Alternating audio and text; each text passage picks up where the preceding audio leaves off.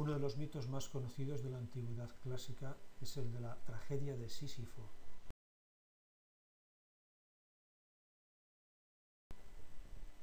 Que había sido condenado a levantar una piedra desde el fondo del valle hasta la cumbre de la montaña. Cuando ya estaba a punto de terminar su tarea y la piedra estaba a punto de ser colocada en la cima, caía rodando hasta el fondo.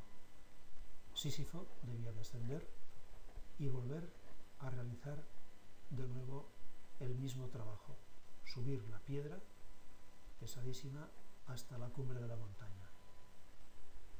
Y cuando llegaba allí, la piedra se le volvía a caer. De nuevo volvía a empezar, y así por toda la eternidad. Un filósofo del siglo V a.C., Critias, ilustraba con esta historia la ausencia de sentido tanto en la vida como en general en la creencia de la divinidad y cualquier noción de bien o de mal. Y lo hacía con un argumento que anticipa el que reaparecerá luego a lo largo de la historia de toda crítica a la religión. Esas son sus palabras. Un hombre sabio y pragmático inventó el temor a los dioses para que los malos tuvieran miedo si a escondidas decían, hacían o pensaban algo malo. Y así introdujo lo divino en el mundo, concebido como un espíritu, una vida inagotable, inteligencia, que era capaz de oír todo cuanto los mortales dicen y ver todo lo que hacen. De tal manera que la creencia en los dioses es la causa de todas las cosas que nos sobrepasan. Y para que los malos tuvieran temor a ser castigados, se invocaba esa creencia. En este breve fragmento que acabamos de citar, se ve como aquí ya hay una primera percepción del bien y del mal moral y una primera explicación, en este caso una explicación nihilista, en la cual se intuye que el bien y el mal son simplemente consecuencias de un mito que se ha inventado para introducir el miedo a obrar mal por un castigo de una supuesta divinidad.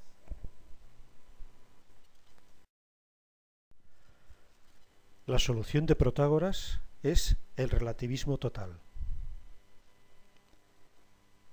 El hombre es la medida de todas las cosas, es su tesis más conocida. No hay una verdad que uno pueda descubrir y aceptar. Las cosas son como a uno le parece. Y análogamente, el bien no es algo que venga dado desde fuera, como tampoco el mal. El bien y el mal es lo que nos conviene, lo que nos agrada, o lo que nos desagrada o nos causa un daño.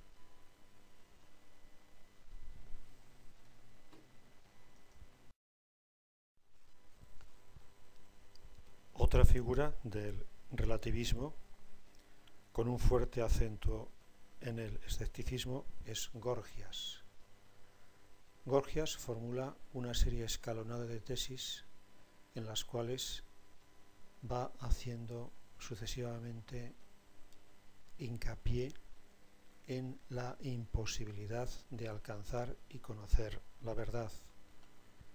La primera es sencillamente esta: no existe la verdad.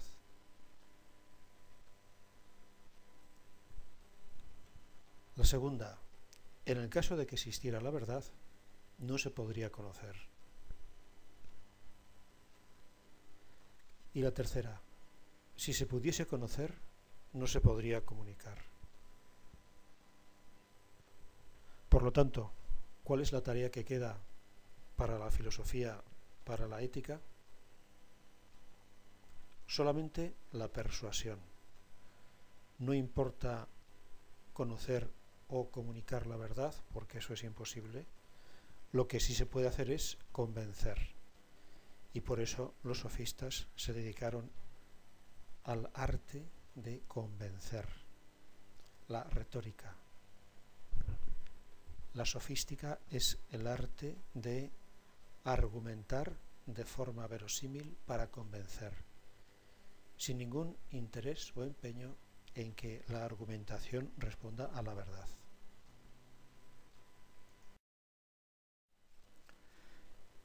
Y para terminar esta breve referencia al relativismo, citamos un texto de Sexto Empírico, que es interesante porque hace referencia a la dimensión de la conciencia que cada persona tiene cuando actúa bien o mal, en concreto al remordimiento. Efectivamente, Sexto Empírico tiene la experiencia de que cuando alguien actúa mal, lo nota, se angustia, experimenta el remordimiento, lo cual es una forma de reconocer que hay algo que no procede solo del sujeto. El bien y el mal es algo que viene de acuerdo a la realidad, no lo fabricamos nosotros. Sin embargo, él rechaza completamente esta posibilidad, esta vía de contacto con la realidad, y lo resuelve desde el relativismo. No existe nada bueno o malo. Hay que afirmarlo rotundamente, porque si admites que algo es bueno o malo por naturaleza, al margen de lo que a ti te parece, te meterás en un camino de inquietudes, de remordimientos o de agobios. Por lo tanto, esforcémonos decididamente en borrar la noción de bueno o malo por naturaleza. Aristóteles hará una crítica decisiva al relativismo, y su argumentación se basa en que el relativismo rompe la no contradicción del ser, es decir, algo no puede ser y no ser a la vez y bajo el mismo aspecto.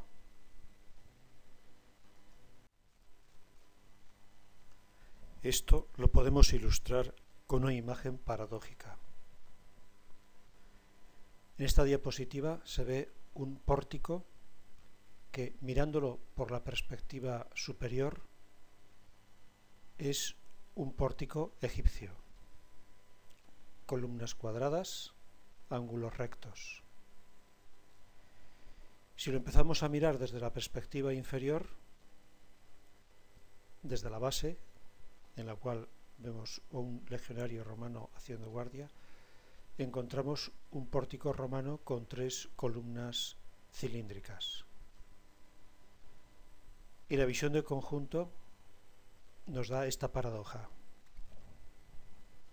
¿Es un pórtico egipcio con 2 columnas o es un pórtico romano con 3 columnas? ¿Cuál es la verdad? Si nos atenemos a las perspectivas y uno se fija solamente en la parte superior, podría decir, relativista, un pórtico egipcio con 2 columnas cuadradas. Si solo miramos la parte inferior, un pórtico romano con 3 columnas cilíndricas. Pero ¿es posible que algo tenga a la vez y sea a la vez un pórtico de 3 y de 2 columnas? Obviamente, la diapositiva nos muestra que parece posible. Sin embargo, ¿puede ser real? ¿Se puede construir un pórtico así?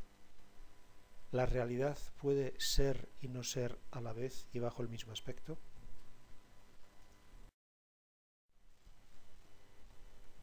De aquí se deriva una segunda argumentación, una consecuencia. Para el relativismo estamos sometidos habitualmente a un error de perspectiva. Y justamente ese es el error. El relativismo subordina la realidad a la perspectiva desde la que se la conoce. Por ejemplo, en estos dos planos, entre los cuales hay un cilindro, tenemos un observador A y un observador B, que miran el cilindro. Para el observador A, la proyección que resulta es un rectángulo. Para el observador B, la proyección resultante es un círculo.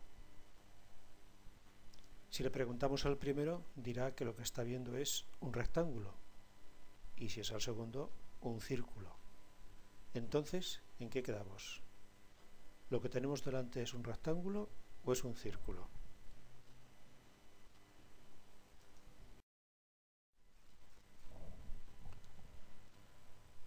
¿Cómo es la realidad? El observador primero dirá, no es más que un rectángulo. El observador segundo dirá, no, no es más que un círculo. Por lo tanto, lo que ocurre es que el relativismo incurre en un reduccionismo de la realidad a la perspectiva.